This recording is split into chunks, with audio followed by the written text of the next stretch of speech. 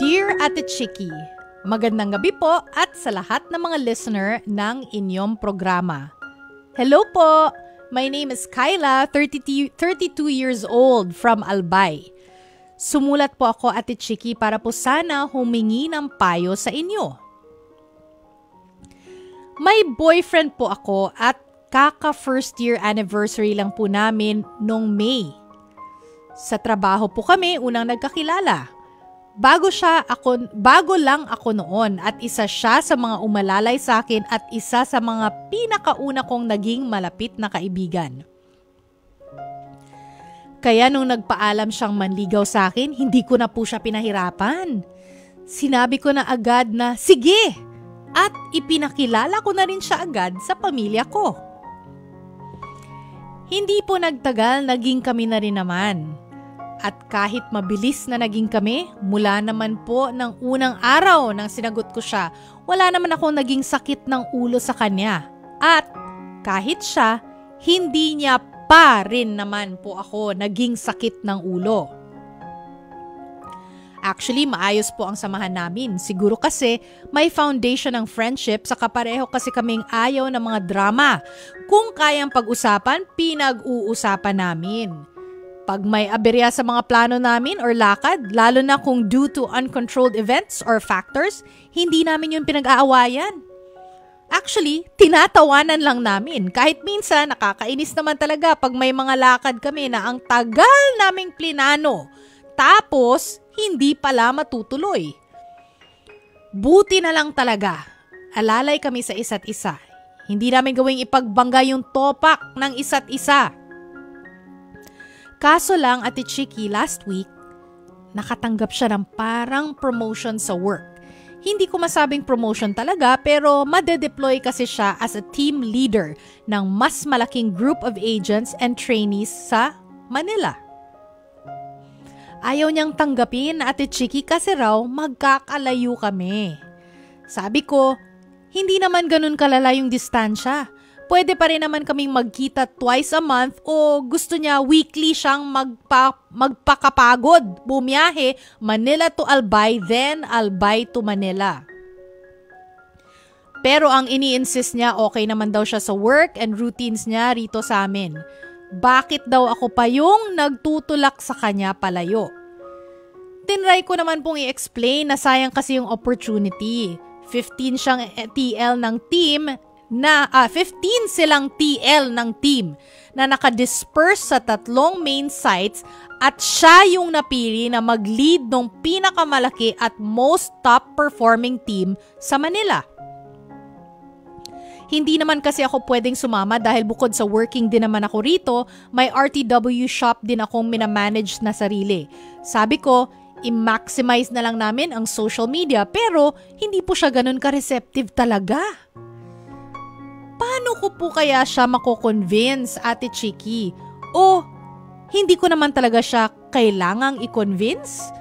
Pakiramdam ko po kasi naging hindrance po ako sa pag-progress niya sa work. Sana po matulungan niyo ako. Maraming salamat po. O yan po ang sulat ng taga-Albay na si Kyla. Career versus love. Yan no, sa madaling salita, yan yung problema no. Career versus love. Problema nung, actually, teka lang, hindi pala yung naging problema ng boyfriend mo dahil ang boyfriend mo, decided na siya di ba? Actually, ikaw yung problema para sa kanya. Dahil nanghihinayang ka, di ba? Para sa akin, hindi mo na siya kailangang i-convince pa dahil alam na niya yung ginagawa niya at nag-express na siya sa iyo Alam niya yung ginagawa niya, alam niya yung gusto niya, in-express na niya sa iyo, sinabi na niya sa iyo, gusto niya yung okay naman daw siya sa routine niya diyan sa Albay, 'di ba? So bakit mo nga daw siya tinutulak, 'di ba? Ngayon, para sa akin to kung meron pa siyang pagsisisihan sa huli, that's on him na. Kasi siya yung nagde-decide hindi ka niya masisisi dahil hindi ka naman umangal. Hindi ka umangal na mag-long distance relationship kayo from Albay to Manila. Albay ikaw, Manila siya. Wala kang angal sa ganun, di ba? Malinaw yun. In-express mo rin sa kanya, nilinaw mo rin sa kanya Na, well, in other words, no, parang willing ka maging, to be in a long-distance relationship o LDR nga, no? So, wala ka na doon para sa akin. Pero, kung gusto nyo pa rin pag-usapan, dahil nga, 1 year kayo, di ba? Nung May, 1 year kayo, and feeling mo, baka ma-miss niya yung opportunity na yan. So, medyo gusto mo pang pag-usapan, just in case, no? Kasi kung ako, okay na para nag-decide ka na, okay na tayo dito, patuloy ang ating love life, magkasama tayo. Pero ikaw, kung gusto mo pa rin pag-usapan, dahil merong mga questions sa utak mo na parang baka naging hadlang ka sa kanyang progress sa work, diba? Yun yung sinabi mo. Pwede mo ring sabihin sa kanya kung medyo gusto mo na pag-isipan pa niya lalo, no? Yung decision niya. Kasi ang decision niya, gusto niya magkasama kayo. Wala siyang problema doon.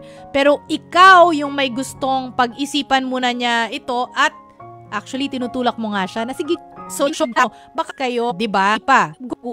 Magsisisi siya sa Manila na baka walang opportunities na ganun diyan sa Albay, better opportunities, 'di ba? Ganun 'yun So, 'yan, pag-isipan niyo rin 'yan.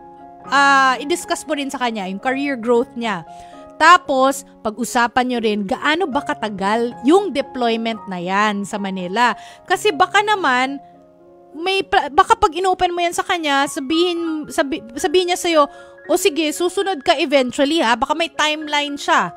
Baka may ganun siyang plano. Kung ma-convince mo siya, baka may ganun, di ba? Kasi kung magpapakasal kayo, syempre, dapat together kayo, di ba? Hindi man pwede nagpakasal, long distance relationship. Well, pwede, pero ideally hindi. Di ba? At dito naman kayo sa Pilipinas, dapat magsama kayo, hindi naman abroad di ba? O, kung hindi, hanggang kailan nyo kakayanin ito?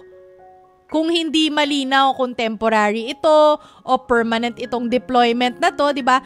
So again, set timelines para merong expectations. Okay? Sahod. Baka yung sahod niya sa Manila ay doble, triple, hindi natin alam. Syempre, bawat region, iba-iba ang minimum wage. Bawat region, iba-iba ang cost of living. Bawat region, iba-iba ang level ng sahod. 'Di ba? So, pwede nyo rin pag-usapan ito. Kasi, kung gusto nyo magkapamilya, di good move din ito. Napupunta siyang Manila, o baka makumbinsi mo pa siya. Or, kung maglo-long distance relationship kayo, at malaki naman yung sahod niya, pwede mong sabihin, kita mo, pwede mo akong bilhan ng ticket, punta ako dyan, ticket tuloy, pwede akong pumunta dyan every week, di ba? Walang problema. O, di ba? O, another factor din yon. So, isa pa, open ka ba at open ba siya na itry, well, ikaw, obviously, open ka. Open ba siya na itry itong parang long distance relationship because of work niya? Open ba siya? Baka pwede mong i-open yan sa kanya. Kasi baka may option na bumalik siya o maghanap siya ng ibang trabaho kung talagang nakakasira ng relasyon nyo at kung talagang na-figure out nyo na ang relasyon nyo comes first. Priority talaga. Baka may mga ganun. Ang daming options. Ang dami mong pwedeng, kumbaga, mga i-bring up sa kanya na issue para mapag-isipan pa niya ito. Kasi yun yung gusto mo, di ba? Na talagang i-push mo siya, 'di ba? O yan, pwede mong i-remind, pwede mong pag i-open up sa kanya yung mga yan. 32 years old ka, no? 32 years old. Bata pa, pwede mo ring sabihin sa kanya, be open to new experiences, be open to changes kasi hindi mo alam baka may magandang sorpresa. 'Di ba? Pwedeng ganoon Sinasabi nga ng mga matatanda rin, 'di ba? Kung takot siya na mawala ka sa kanya, pwede mo ring sabihin, sinasabi ng mga matatanda, kung kayo, kung hindi meant to be, hindi mangyayari yon. O, diba? So, kung talagang kayo, work out nyo naman Tsaka, gusto ko palang pag-usapan yung sinabi mong hindrance ka. I don't think hindrance ka. Bakit? Unang-una, well, actually, maraming factors yan Unang-una, distraction ka ba sa work niya? Hindi ba siya nakaka-concentrate? Hindi siya nakaka-meet ng deadlines dahil sa'yo? Hindi, di ba? Unang-una, hindi. In fact, okay siya sa routine nyo, di ba? In fact, okay sa'yo na umalis siya, di ba? Nawawala ba hindi lang nawawala yung focus, kumbaga nagiging emotionally distressed ba siya? Parang nasistress ba siya dahil sa'yo? Hindi rin, di ba? O hindi ka rin hindrance dahil dyan, di ba? Yung time management. Ano ba? Parang kailangan ba niyang mamili? Kailangan ko bang mag-spend time kasama si Kyla? O kailangan ko bang tapusin ang mga deadline ko sa trabaho? Wala rin ganong problema, di ba? O hindi ka hindrance. May mga nagsasabi ba sa inyo, ng mga kaibigan nyo, katrabaho nyo, kapamilya ninyo, na ikaw ay malaking distraction sa kanya? Kung wala, hindi ka hindrance. And finally, yung pinaka sinabi mo dito, yung naging hadlang ka sa kanyang productivity or pag-progress sa work, di ba? Kumbaga, nag-i-interfere ka sa career goals niya. Big no. As in N-O. Bakit?